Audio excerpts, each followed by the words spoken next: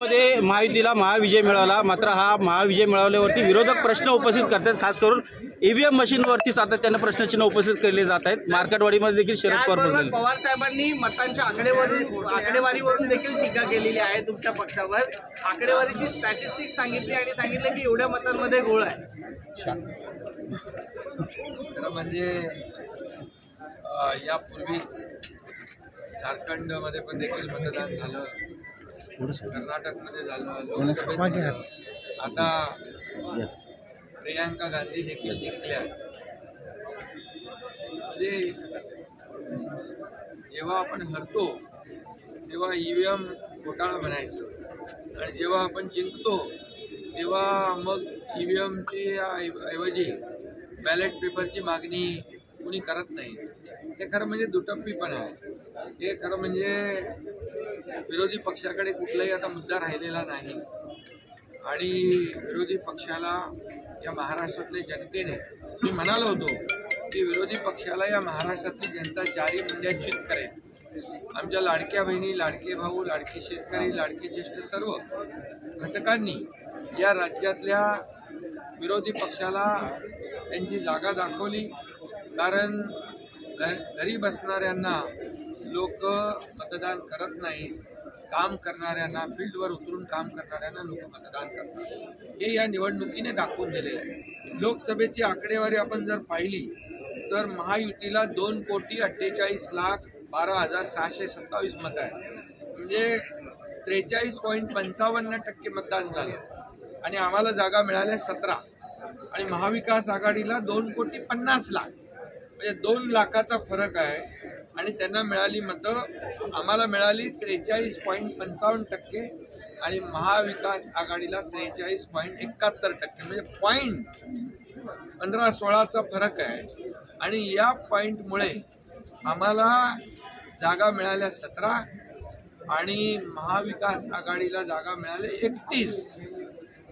मग हा ईव्हीएम घोटाळा झाला का म्हणायचं? मग तेव्हा त्यांनी कुठलाही ईव्हीएमच्या बद्दल आक्षेप घेतला नाही आणि त्यामुळे आज काल मी आदरणीय पवार साहेबांचं देखील ऐकत होतो, त्यावेळेस त्यांनी म्हटलं की शिवसेनेला 79 लाख मतं मिळाली आणि 57 जागा मिळाल्या आणि काँग्रेसला 80 लाख मतं मिळाली आणि त्यांना 16 जागा मिळाल्या। कारण काँग्रेसनी जवळपास 100पेक्षा जास्त जागा लढवल्या, आम्ही 80 जागा लढवल्या। त्यामुळे कमी जागा लढवल्या आणि त्यांनी जास्त जागा लढवल्या। त्यामुळे शेवटी हे प्रत्येक मतदारसंघ वाईज वेगळं वेगळं गणित आहे। हे किती मार्जिनने कोण निवडून आला, कोण 1000 मतांनी निवडून आला। आता आमच्या 8-10 जागा 1200 मतांनी आम्ही हारलोय। मग त्या निवडून आल्या असत्या तर आमच्या 70 जागा झाल्या असत्या।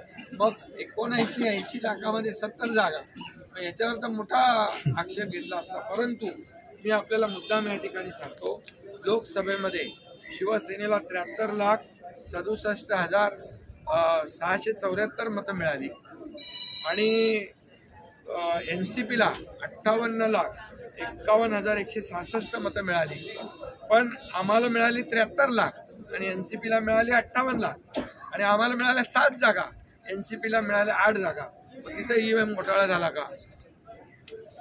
हा देखील माझा सवाल आहे।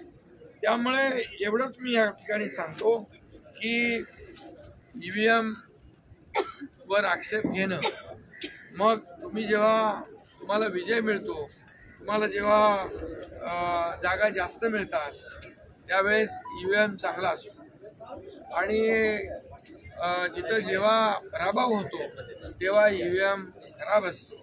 असं एक फक्त ईव्हीएमवरच नाही आहे, पण सुप्रीम कोर्टापासून निवडणूक आयोगापर्यंत प्रत्येक वेळेला विरोधी पक्षाने जेव्हा जेव्हा त्यांच्या बाजूचा निकाल लागला तेव्हा तेव्हा त्यांना चांगलं म्हटलं, ही यंत्रणा चांगली आहे, सुप्रीम कोर्ट, हायकोर्ट चांगलं आहे। आणि जेव्हा जेव्हा त्यांच्या विरोधामध्ये निकाल लागला तेव्हा सुप्रीम कोर्टावर देखील आक्षेप घेतला आहे, सुप्रीम कोर्टावर देखील आरोप केले।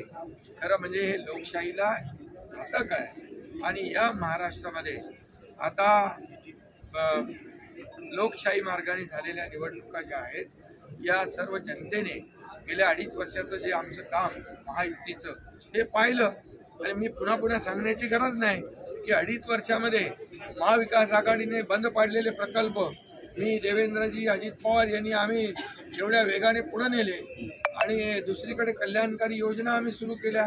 लाडक्या बहिणीपासून, लाडक्या भावापासून, लाडका शेतकरी सगळ्या योजना सुरू केल्या आणि या योजनांचा परिपाक जो आहे, मी नेहमी म्हणायचो या कामांची पोचपावती आम्हाला या निवडणुकीमध्ये बघायला मिळेल आणि तसाच झालं.